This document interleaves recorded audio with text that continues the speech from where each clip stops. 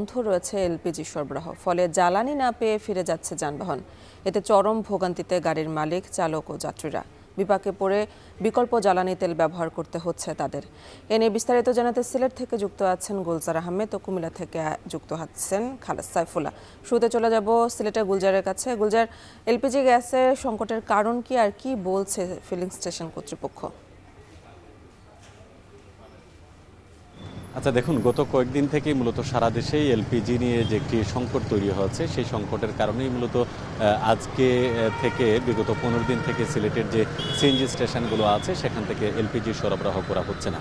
এতে গিয়ে যারা আসলে এলপিজি গ্যাস ব্যবহার করে পরিবহন চালাতেন তারাই আসলে বিপাকে পড়েছেন। বিশেষ করে ব্যক্তিগত যানবাহনের সংখ্যাটা খুবই বেশি এবং যাত্রী পরিবহনের মধ্যে কিছু কিছু বাস আছে, সিএনজি আছে এবং যেগুলো রেন্টে ব্যবহার করা হয় যে মাইক্রো বাসগুলো, সেগুলো কিন্তু এলপিজির উপর নির্ভরশীল।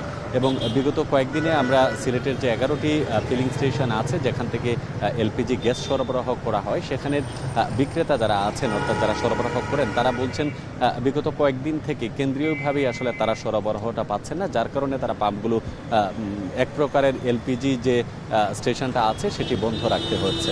এবং এর কারণ হিসেবে তারা সুস্পষ্ট কোনো কারণ তারা উল্লেখ করতে পারেনি। বলছেন যারা ডিলার ছিলেন সেই ডিলাররাই সরবরাহ বন্ধ করে দিয়েছেন সংকট দেখে, যার কারণে তারা পাচ্ছেন না। এতে কি কিছুটা আসলে ক্ষোভ এবং হতাশা প্রকাশ করছেন বিশেষ করে এলপিজি গ্যাসের উপর যে সকল পরিবহন মালিকরা রয়েছেন তারা এবং যে সকল শ্রমজীবী মানুষ অর্থাৎ মাইক্রোবাস চালক তারা আছেন। তারা বলছেন যে এই বিগত কয়েকদিনে আসলে যে রেন্টের নির্ধারণ করা হয় সেই রেন্টের পেট্রোল কিংবা অকটেনে যদি তারা গাড়ি চালান সেক্ষেত্রে সিলেটের মতো জায়গায় আসলে দিন শেষে তাদের যে উপার্জন থাকে সেটি হচ্ছে না। অনেকে বাধ্য হয়ে কিন্তু সেটি বন্ধ করে দিচ্ছেন এবং এতে গিয়ে তাদের আয় ইনকামেও একটি বড় ধরনের নেতিবাচক প্রভাব পড়েছে। কিছুক্ষণ আগেও আমরা সিলেটের যে এলপিজির সরবরাহের ডিলার সমিতি আছে তার সাথে কথা বলছিলাম। তারা বলছেন যে এটি আসলে সারা বাংলাদেশে এই সংকট, যদি বাংলাদেশ প্রেক্ষাপটে হয়ে থাকে, সিলেট যেহেতু আলাদা নয়, সুতরাং তারা স্বাভাবিকভাবেই ব্যবসায়ীদের কাছ থেকে সেই এলপিজিটা পাচ্ছেন না। এবং এই এলপিজি না পাওয়ার কারণে মূলত বিগত কয়েকদিন থেকে অনেক সিএনজি স্টেশনের এলপিজি স্টেশনগুলো আসলে খালি রয়েছে এবং সংকট বেশ ভালোই আসলে পড়েছে এই খাতে, বিশেষ করে পরিবহন খাতে। তো এই ছিল আমার কাছ থেকে সিলেট থেকে। আমরা এই মুহূর্তে চলে যেতে চাই কুমিল্লাতে। সেখানে আছেন আমাদের সহকর্মী খালেদ সাইফুল্লাহ, তিনি জানাবেন কুমিল্লা অঞ্চলের এলপিজি সরবরাহের সর্বশেষ অবস্থা। খালেদ।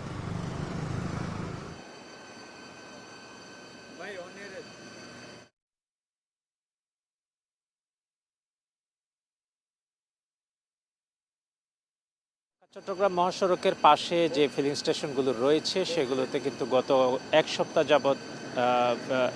যাবৎ ঢাকা চট্টগ্রাম মহাসড়কের পাশে যে ফিলিং স্টেশনগুলো রয়েছে সেখানে এলপিজির সরবরাহ হচ্ছে না, যার ফলে এই মহাসড়কে প্রতিদিন যে হাজার হাজার যানবাহন চলাচল করে, বিশেষ করে যে সকল যানবাহন এলপিজিতে চালনা করা হয় সেগুলোতে কিন্তু বেশ সংকট দেখা দিয়েছে এবং চালকরাও বিপাকে পড়েছেন। এখানে মহাসড়কে এলপিজি না পাওয়ার কারণে তারা বিকল্প অকটেন অথবা অন্যভাবে তারা কিন্তু যানবাহন চালাচ্ছেন এবং অনেক গাড়িতে কিন্তু এলপিজি থাকার কারণে অন্য জ্বালানি ব্যবহারের সুযোগ থাকে না, সেই সকল গাড়ি নিয়ে কিন্তু চালকরা বেশ বিপাকেই পড়েছেন।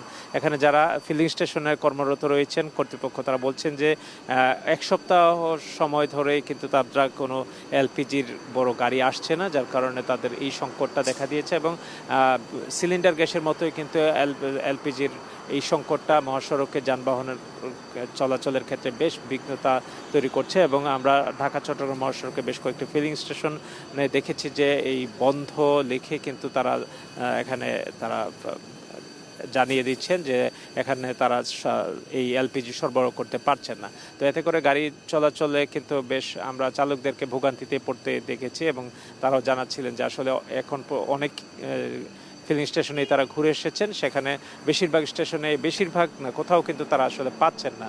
কুমিল্লার এই ঢাকা চট্টগ্রাম মহাসড়কে অসংখ্য ফিলিং স্টেশন রয়েছে, সবগুলোতে কিন্তু একই চিত্র।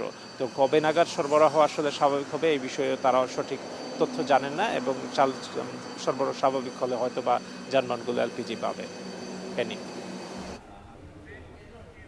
দেশের বিভিন্ন জেলায় ফিলিং স্টেশনগুলোতে দেখা দিয়েছে এলপিজি গ্যাস সংকট। সে খবরে জানাছিলেন সহকর্মী